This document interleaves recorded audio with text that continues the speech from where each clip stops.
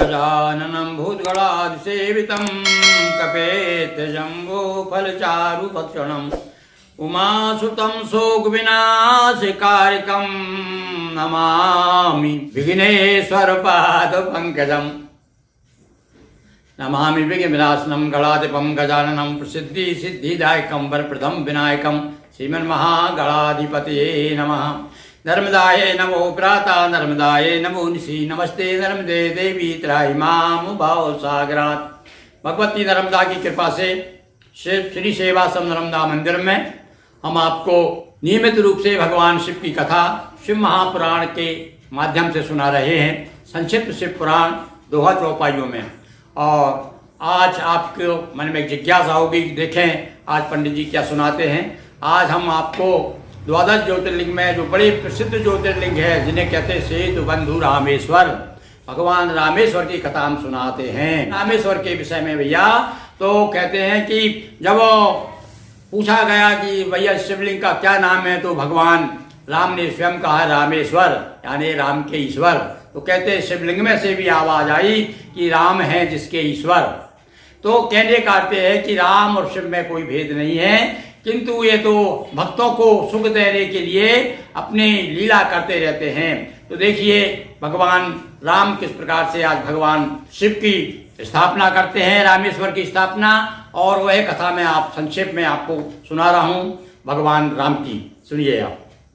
लंक विजय हित राम ने कीना शिव अभिषेक, रामेश्वर स्थापित किए शिव जी राखी टेक। समुद्र के किनारे वानर सेना खड़ी हुई है और उस पार जाना चाहते हैं। और उस समय भगवान श्री राम के मन में विचार आया कि मुझे किस प्रकार से रावण से लोहा लेना है और अपनी विजय प्राप्त करना है। तो सबसे पहले मुझे क्या करना चाहिए। एकदम अपने इष्टदेव का ध्यान आया। भगवान शिव जो हैं भगवान श्री राम के इष्टदेव हैं। तो उन्होंने कहा चलो सबसे पहले हम भगवान शिव की यहाँ पर स्थापना, मोरे हृदय परम कल्पना करो यहाँ शंभु स्थापना। यहाँ भगवान शिव की स्थापना करूँगा, अभिषेक करूँगा, पूजन करूँगा। और वहाँ पर भगवान शिव की स्थापना करके भगवान राम जो है भगवान शिव की ध्यान करते हैं। और भगवान राम का चरित्र आप सभी जानते हैं, दोहा चौपाइयों के माध्यम से आपको थोड़ा संक्षेप में सुना रहे हैं। वैसे तो राम का चरित्र मानस के माध्यम से तुलसीदास जी ने जन जन में इतना लोकप्रिय कर दिया है कि बताने की आवश्यकता नहीं इस कथा को। फिर भी आप सुनिए भगवान राम की कथा। त्रेता युग में विष्णु ने लिया राम अवतार, की रामेश्वर स्थापना करने लंका ढार। लंका का विनाश करने के लिए भगवान शिव को स्मरण किया।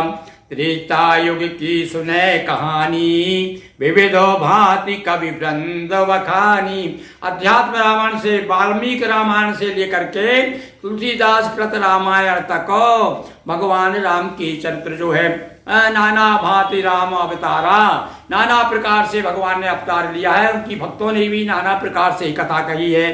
दशरथ के वन चार कुमारा, अंशन सहित विष्णु अवतारा। भगवान राम जो है अंशों के सहित अवतार लिया है। कौन ने? भगवान विष्णु ने। ये भगवान राम जो है भगवान विष्णु के अवतार हैं। राम भरत लक्ष्मण अरु रिपुहन, कौशल्या के खेले आंगन। और भैया भगवान राम जो है बिल्कुल बाल लीला जब उन्होंने की, कौशल्या के आंगन में जब वो बालक के रूप में प्रकट हुए। और आप सभी जानते हैं जब भगवान ने जन्म लिया था तब उनका क्या रूप था, चतुर्भुज रूप दिखाया उन्होंने अपनी माँ को। कौशल्या ने जब प्रार्थना की कि महाराज आप कृपा करके आप तो बालक बन जाइए, तो अपनी माँ के लिए भगवान जो है बालक बन करके और कौशल्या के आंगन में खेले। बचपन में नाना प्रकार से उनकी बाल लीलाओं की बड़ी विविध लीला है भगवान राम की। गांव में तो लोकगीत गाया जाता है, छोटे से लक्ष्मण, छोटे से राम जी, छोटे से लक्ष्मण और छोटे से उनके बाण, और बाण मेरी सजनी, देखो देखो खेले भगवान, भगवान मेरी सजनी। नाना प्रकार से लोकगीतों में भी हम उनके चित्र को देखते हैं। तो इस प्रकार से भगवान दशरथ के यहाँ पर चार कुमार के रूप में राम लक्ष्मण भरत शत्रुघ्न के रूप में प्रकट हुए। और कैकेयी तथा सुमित्रा माता तीनों को सुख दीनो विधाता। वहां पर भैया कोई भेदभाव नहीं था कि मेरी सौतेली माँ है, तो ये उन्होंने आदर्श उपस्थित किया है कि देखिए किस प्रकार से कोई ये नहीं क्या जानता था कि ये तीनों माँ के चार पुत्र जो अलग अलग ये सौतेले भाई हैं, पर चारों सगे से ज्यादा रहे। और लक्ष्मण और राम का तो जोड़ी इतनी प्रसिद्ध है। और भरत के बारे में कहते हैं अरे भैया भरत जैसा भैया तो संसार में मिलना बड़ा कठिन है। तो कैकेयी तथा सुमित्रा माता तीनों को सुख दीन विधाता। पितु ने कौशिक संग भिजाए राम लखन ऋषि आश्रम में आए। थोड़े दिनों के बाद में ज्यों ही बड़े हुए और गुरु ग्रह गए, पढ़ने रघुराई, अल्पकाल विद्या सब पाई। जब अल्पकाल में विद्या प्राप्त कर ली भगवान राम ने, तब विश्वामित्र, आप ये कथा सभी जानते हैं, विश्वामित्र ऋषि आते हैं और आकर के और उनको ले जाते हैं।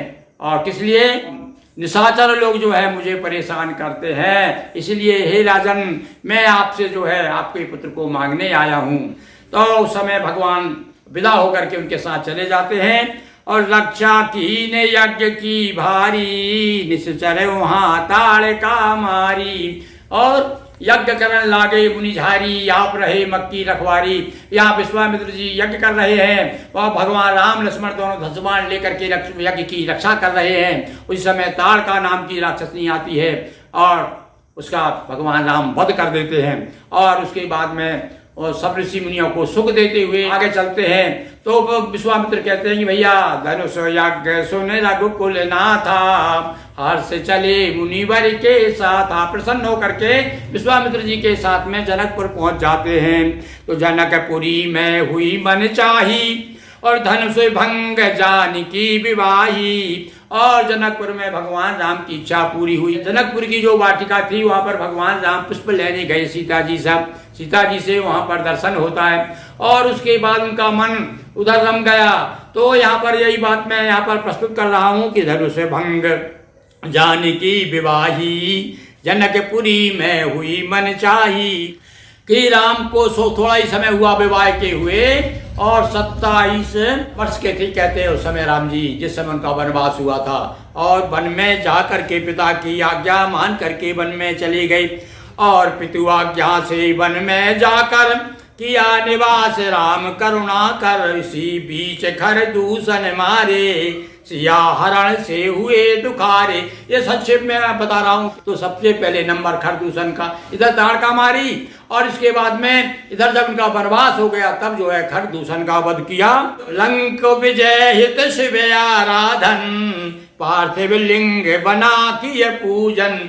और उसके बाद में मुख्य प्रसंग आप जानते हैं किस प्रकार से शूर्पणखा आती है और शूर्पणखा की नाक कटती है। उसके बाद में जो है भगवान राम ढूंढते ढूंढते सुग्रीव से मिताई करते हैं, सीता को ढूंढने जाते हैं। सुग्रीव से मिताई के बाद में बानरों की सहायता लेकर के और लंकापुरी के निकट आ जाते हैं, समुद्र के किनारे। लंक विजय हित शिव आराधन, पार्थिव लिंग बना किए पूजन। कहा राम ने शिव स्वामी, रावण पराक्रमी है नामी। भगवान शिव से प्रार्थना की, हे प्रभु ये रावण बड़ा बलवान है, आप ऐसी कुछ कृपा करिए ताकि इस पर मैं विजय प्राप्त कर सकूं। और मेरी सैन्य सिर पे है बानर, कैसे सिद्धि मिलेगी हे हर। आज तो केवल सेना के रूप में बानर हैं और मैं किस प्रकार से इन पर विजय प्राप्त करूं। आप ऐसी कृपा कीजिए कि हे गिरीश गोपति गोस्वामी, कृपा करो हे अंतर्यामी। हे प्रभु हमारे ऊपर कृपा कीजिए। इस प्रकार से भगवान राम जो है भगवान शिव की प्रार्थना कर रहे हैं। दिया विजय का शिव वरदाना, तब बोले खुद राम सुजाना। जब वरदान प्राप्त हो गया, अभय कर दिया भगवान शिव ने प्रसन्न होकर के। जब शिवलिंग की पूजन की, वहां पर आराधना की, भगवान शिव ने वरदान दे दिया। तब प्रार्थना करते हैं राम जी, क्या कहते हैं? पूर्ण करो ईश्वर अभिलाषा, रामेश्वर बन करो निवासा। हे प्रभु आप यहीं पर रामेश्वर बन करके निवास कीजिए। जो गंगा जल आन चढ़ावे, अपने पूर्ण मनोरथ पावे। और भैया आज भी जो जाकर के गंगा जी का जल ले जाकर के भगवान रामेश्वर को जो चढ़ाता है, उसके भगवान शिव जो है सारे मनोरथों को पूर्ण करते हैं। सेतु वंदे रामेश्वरा राम ईश सुखधाम, द्वादश ज्योतिर्लिंग यह आओ करें प्रणाम। उमापति महादेव की जय, हर हर महादेव शंभो। दोस्तों वीडियो को लाइक शेयर कर चैनल को सब्सक्राइब करें, घंटी की बटन दबाकर ऑल के ऑप्शन को क्लिक करें। बहुत बहुत धन्यवाद।